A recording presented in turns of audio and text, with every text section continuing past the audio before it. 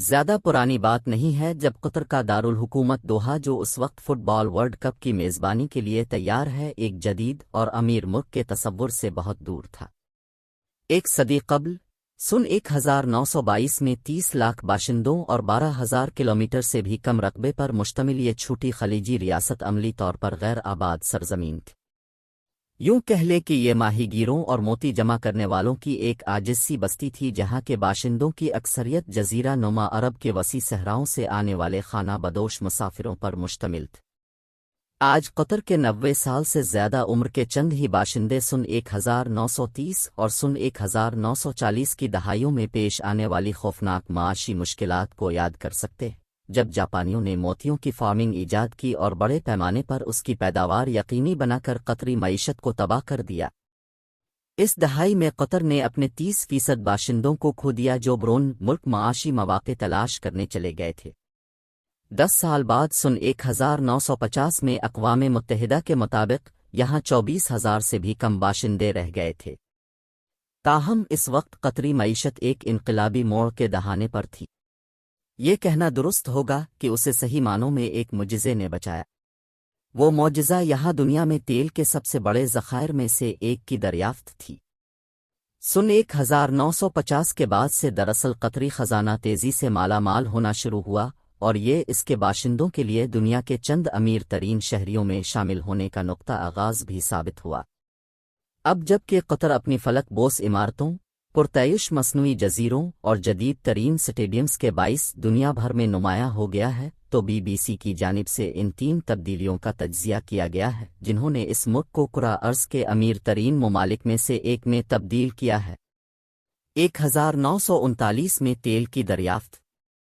جب قطر نے اپنا کالا سونا دریافت کیا تو اس کا ابھی تک ایک قوم کے طور پر وجود نہیں تھا اور یہ انگریزوں کے ہاتھ میں تھا جنہوں نے سن 1916 میں اس علاقے کا کنٹرول سنبھالا تھا۔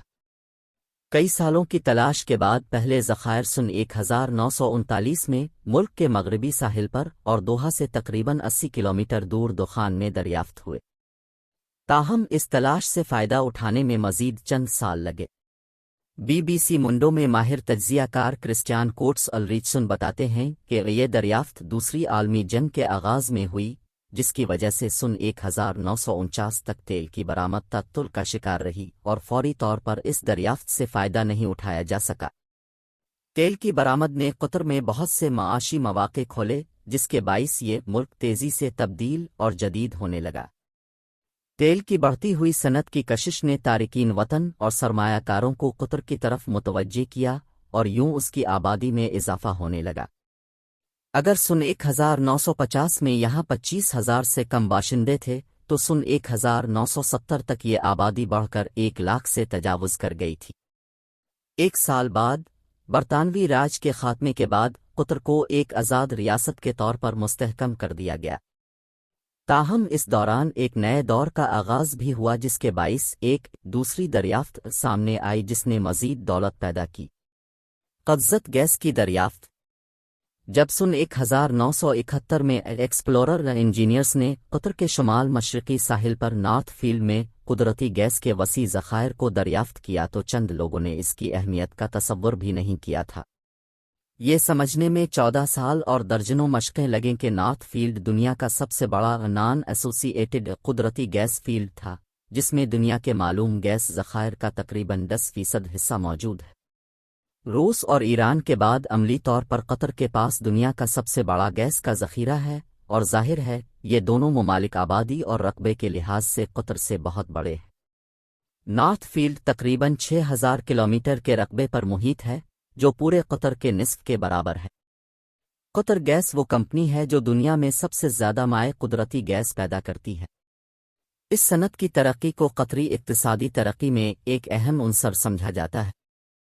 تاہم تیل کی طرح گیس کی برآمدات سے ہونے والا منافع آنے میں وقت لگا۔ کوٹس کہتے ہیں کہ ایک طویل عرصے سے مطالبہ اتنا بڑا نہیں تھا اور اسے تیار کرنے میں کوئی خاص دلچسپی نہیں تھی، حالانکہ 80 کی دہائی میں سب کچھ بدلنا شروع ہوا جب انفراسٹرکچر کئی مراحل میں بننا شروع ہوا، اسے ملک کے اندر تقسیم کیا گیا اور 90 کی دہائی میں اسے برآمد کرنے اور اسے معیشت کا عظیم انجن بنانے کے لیے تیار کیا گیا۔ 21वीं सदी की आमद के साथ ही कतरी इक्तिसादी तरक्की में तेज़ी देखने को मिली। सिर्फ 2003 और 2004 के दरमियान जीडीपी 3.7% की शरह से बढ़कर 19.2% पर चला गया। 2 साल बाद सन 2006 में मईशत में 26.2% इजाफा हुआ। दोहरे हिस्से की जीडीपी नमू कई सालों से कतर की मजबूती की अलामत रही है, और ये एक ऐसा रुझान है जिसकी वजाहत सिर्फ गैस की कीमत से नहीं की जा सकती। मोहम्मद सैयदी, जो कतर यूनिवर्सिटी में प्रोफेसर होने के अलावा पायदार मुआशियात के माहिर ने बीबीसी मुंडो को बताया कि ये इस सियासी तब्दीली के बाद मुमकिन हुआ जिसमें मौजूदा अमीर तमीम बिन हमद अलसानी के वालिद हमाद बिन खलीफा अलसानी ने सन 1995 में मुतनाज़ा तरीके से इक़्तिदार संभाला था। हमाद बिन खलीफा अलसानी ने अपने वालिद को मुल्क के अमीर के ओहदे से इस वक्त माजूल कर दिया था जब वो स्विट्ज़रलैंड के दौरे पर थे। अलसानी वो ख़ानदान है जिसने कतर पर पिछली 1.5 सदी से हुकूमत की है, और इक़्तिदार पर इस तरह से काबिज़ होना कोई नई बात नहीं थी।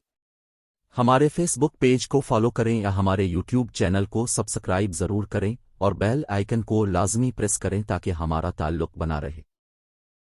Thanks for watching.